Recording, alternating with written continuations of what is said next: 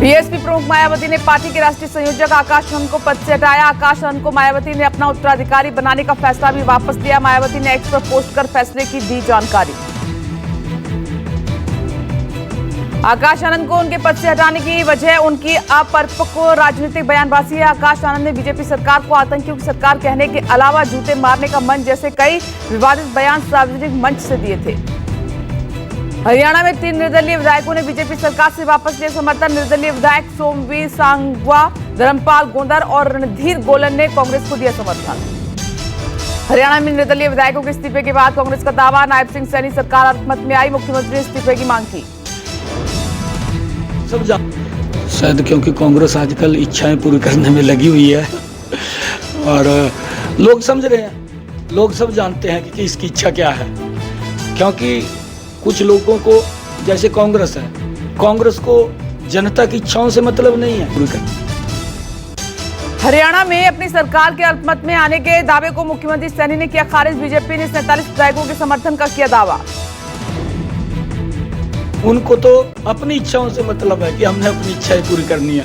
कांग्रेस लगी हुई है तो उनकी इच्छाएं पूरी करने में और आगे तो जनता ने उनकी। राजस्थान के बाड़मेर के एक बूथ पर आज पुनर्मतदान।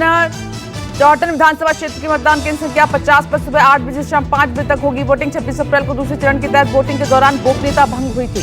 दिल्ली हाईकोर्ट में आज पूर्व डिप्टी सीएम मनीष सिसोदिया की जमानत याचिका पर सुनवाई। दिल्ली शराब नीति मामले में पिछले 1 साल से तिहाड़ जेल में बंद है सिसोदिया।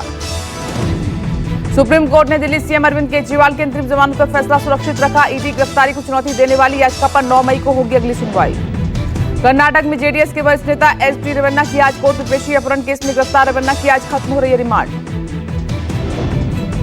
सुप्रीम कोर्ट ने 25,000 टीचर और नॉन टीचिंग भर्ती मामले में पश्चिम बंगाल सरकार को दिया झटका। कोर्ट ने अवैध नियुक्ति पाने वाले से वेतन वसूली पर लगाई मोहर।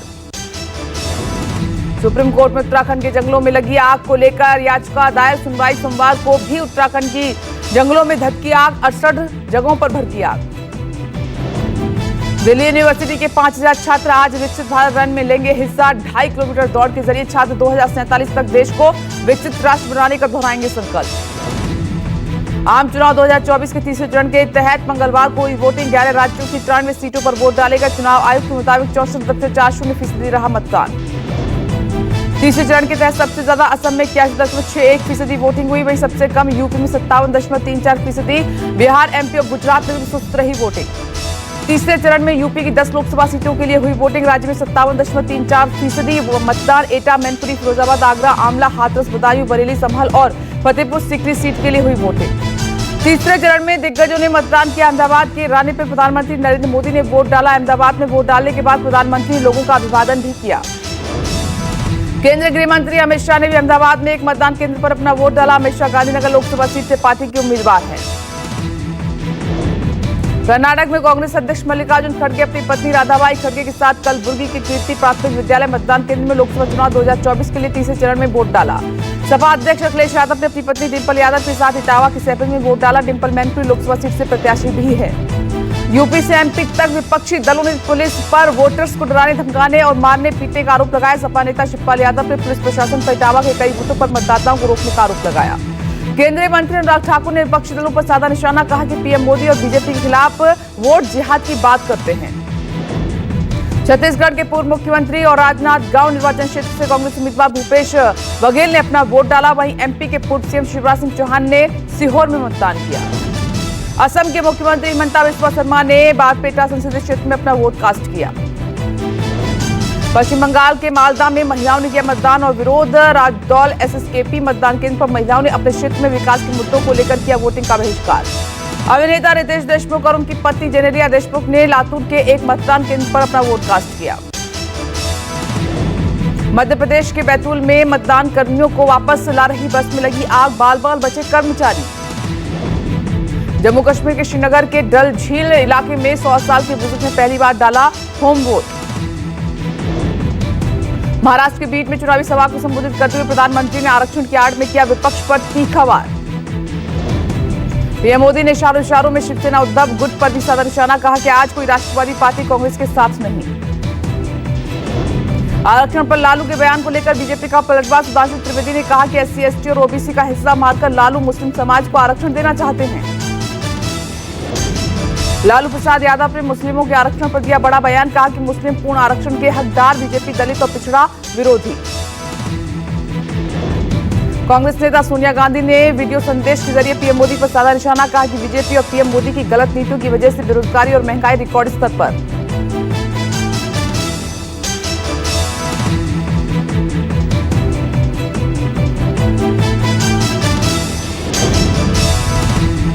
सोनिया गांधी ने लोगों से कांग्रेस के पक्ष में वोट करने की अपील करते हुए कहा कि संविधान और देश की रक्षा के लिए विघटनकारी ताकतों को खाट फेंकना जरूरी है।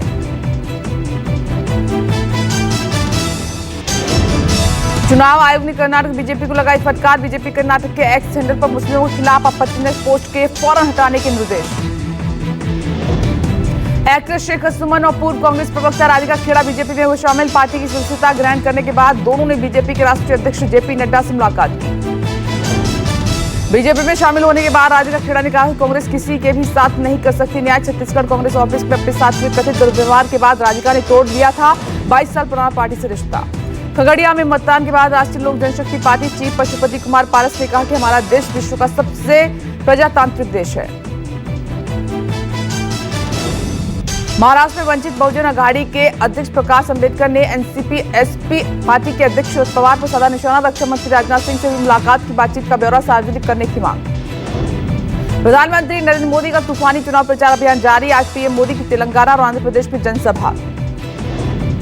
केंद्रीय गृह मंत्री अमित शाह आज यूपी और महाराष्ट्र में करेंगे चुनाव प्रचार। शाह यूपी के लखीमपुर खीरी, हरदोई, कन्नौज के अलावा महाराष्ट्र के जालना में करेंगे चुनावी सभा।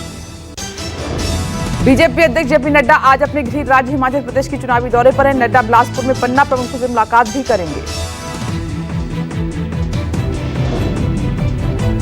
यूपी की रायबरेली और अमेठी सीट के प्रचार में जोर शोर से जुटी हुई है प्रियंका गांधी। आज रायबरेली के बछरावा में प्रियंका करेंगी नुक्कड़ सभा।